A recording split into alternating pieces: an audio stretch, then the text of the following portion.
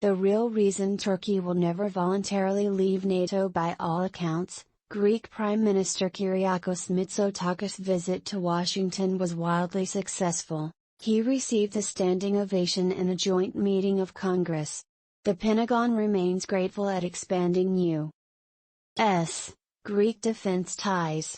While Greece has stood firmly in defense of Ukraine, fellow NATO member Turkey has played a double game, promoting a myth of indispensability toward Ukraine while simultaneously seeking to profit off tragedy and helping Russian President Vladimir Putin to evade sanctions. During his White House meetings, Mitsotakis came prepared, reportedly providing maps of Turkey's repeated aerial incursions of Greek waters and territory. Among the ambassadorial corps, Greek Ambassador Alexandra Papadopoulou enjoys a reputation for acuity, eloquence, and mastery of material. Turkish Ambassador Murat Merkan has a reputation, on the other hand, of being affable but superficial, his statements disconnected from reality or any connection to policy reality. Mitsotakis' success and the reception he received were the reasons Turkish President Recep Tayyip Erdogan subsequently threw a temper tantrum. Erdogan's behavior is not consistent with the character expected of NATO countries.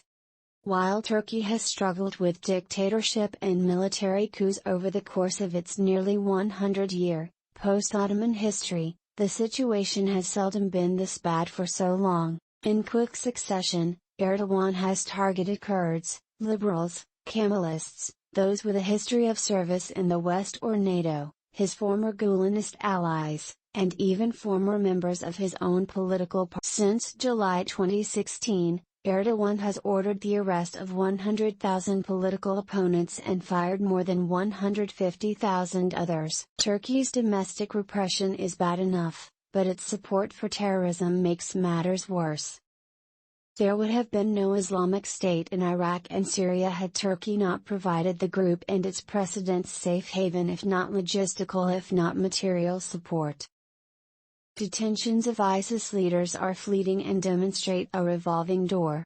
Despite announcements to the contrary, Turkey continues not only to shelter Hamas, but also to allow it to plan terrorism from its A Turkish constitutional court judge called for Israel's destruction, and Turkey helped Iran deliver weaponry to Libyan Islamists.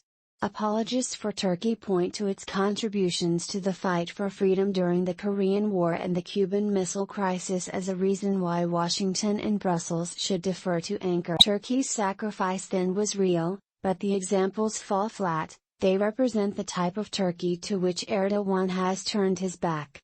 Turks who would today counsel the deployment of troops to fight communist aggression or assist the United States would find themselves guests in Turkey's expansive prisons, not in Erdogan's multi-billion-dollar palace. Turkey does not belong in NATO, but there is no formal mechanism to expel wayward members.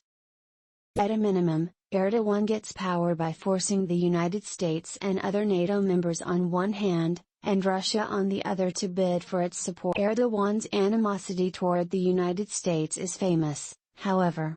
If ideology rather than material gain motivates him, however, he gains more from being a Trojan horse in the consensus-governed alliance than from voluntarily exiting it. Back to Mitsotakis, the power of the maps he provided in his meetings cannot be overstated. There have been hundreds of Turkish violations of Greek airspace. Such violations are not neutral. Turkey cannot provide any instance of Greek violations of its airspace or unsanctioned overflights of its After the United States began utilizing the port of Alexandroupolis, Turkey began violating airspace over that location as well. Turkey has also threatened military force against the Greek island of Castellarizo.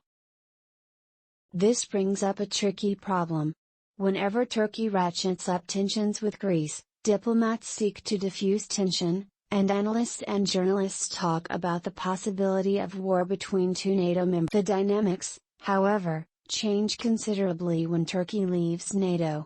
Any attack on Castellarizo, Mytilene, Chios, Samos, Ikaria, or any other Greek territory would trigger NATO Article 5, which stated that if any NATO ally is a victim of an armed attack, It is akin to an attack on every member of the alliance and all members will. Simply put, inside NATO, Turkey can be a bully and get away with its behavior. Outside NATO, however, Erdogan would face real consequences for his actions. Erdogan likes to project an image of power, but as even the Turkish people have come to realize, he is in reality a thin-skinned coward.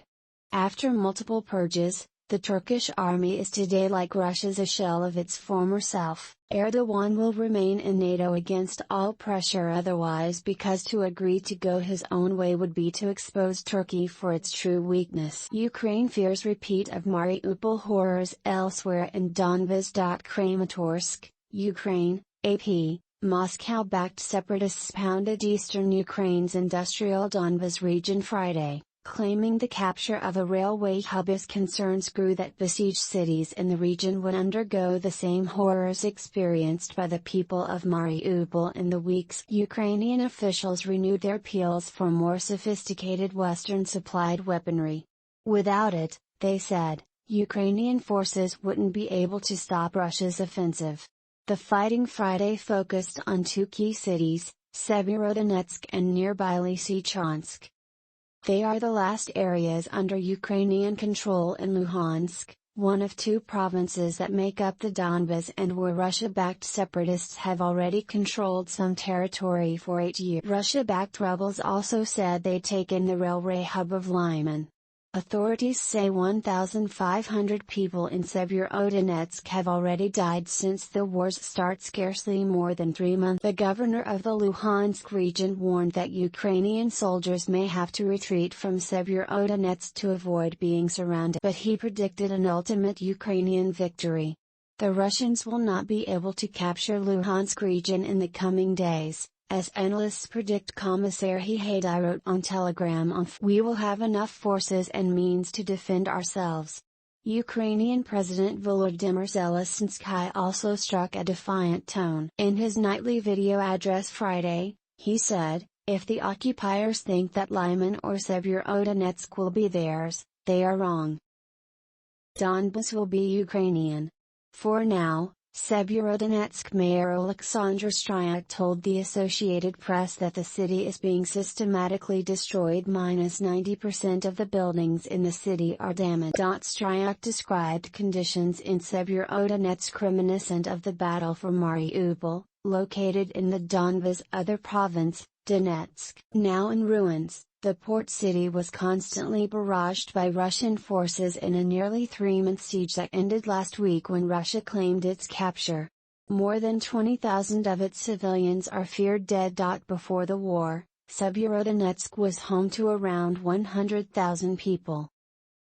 About 12,000 to 13,000 remain in the city, Stryak said, huddled in shelters and largely cut off from the rest of Ukraine. At least 1,500 people have died because of the war, now in its 93rd day.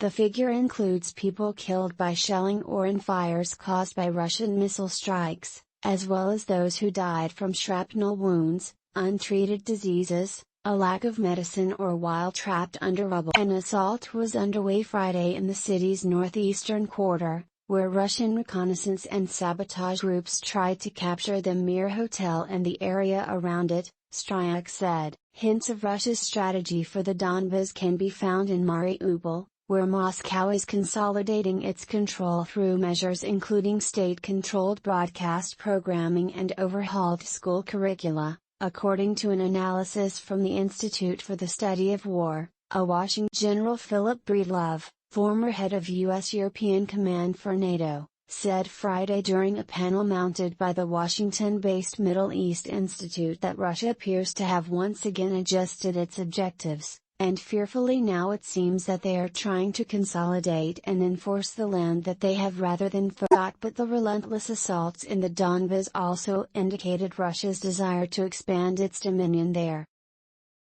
Ukrainian analysts said Russian forces have taken advantage of delays in Western arms shipments to step up their offensive there. That aggressive push could backfire, however, by seriously depleting Russia's arsenal. Echoing an assessment from the British Defence Ministry, Military analyst Oleh Zhdanov said Russia was deploying 50-year-old T-62 tanks, which means that the Second Army of the world has run out of modern. Russia-backed rebels said Friday that they had taken over Lyman, Donetsk's large railway hub north of two more key cities still under Ukrainian control. Ukrainian presidential advisor Alexei Arestovich acknowledged the loss Thursday night, though a Ukrainian Defense Ministry spokesperson reported Friday that its soldiers countered Russian attempts to completely push. As Ukraine's hopes of stopping the Russian advance faded, Foreign Minister Dmytro Kuleba pleaded with Western nations for heavy weapons, saying it was the one area in which Russia had a clear advantage. "Without artillery, without multiple launch rocket systems, we won't be able to push them back," he said. Just south of Severodonetsk, volunteers hoped to evacuate 100 people from a smaller town. It was a painstaking process. Many of the evacuees from Bakhmut were elderly or infirm and needed to be carried out of apartment buildings in soft stretchers and wheelchairs. Many buses and vans zipped through the city, picking up dozens for the first leg of a long journey west. "Bakhmut is a high-risk area right now," said Mark Poppert, an American volunteer working with British charity refugees. "We're trying to get as many people out as we can." On Thursday, Russian shelling of Kharkiv, a northeastern city, killed 9 people, including a father and his 5-month-old baby, the president said. AP reporters saw the bodies of at least 2 dead men and 4 wounded at a subway station where the victims were taken. To the north, neighboring Belarus, used by Russia as a staging ground before the invasion, announced Friday that it was sending troops toward the Ukrainian border. Some European leaders sought dialogue with Russian President Vladimir Putin about easing the global food crisis, exacerbated by Ukraine's inability to ship millions of tons of grain and other agricultural products. Italian Premier Mario Draghi said there were no breakthroughs during his Thursday conversation with Putin. "If you are asking me if there are openings for peace, the answer is no," Draghi told reporters. Moscow has sought to shift the blame for the food crisis to the West, calling upon its leaders to lift existing sanctions. Putin told Austrian Chancellor Karl Nehammer on Friday that Ukraine should remove Black Sea mines to allow safe shipping. According to a Kremlin readout of their conversation, Russia and Ukraine have traded blame for the mines near Ukraine's port. Nehammer's office said the two leaders also discussed a prisoner exchange and that Putin indicated efforts to arrange one would be intensified. Karma now reported from Lviv, Ukraine. Andrea Rosa in Kharkiv, Ukraine, Andrew Cattell in New York, and AP journalists around the world contributed. This story has been edited to correct that 1,500 people have died in Severodonetsk alone, not the Donbas region as a whole.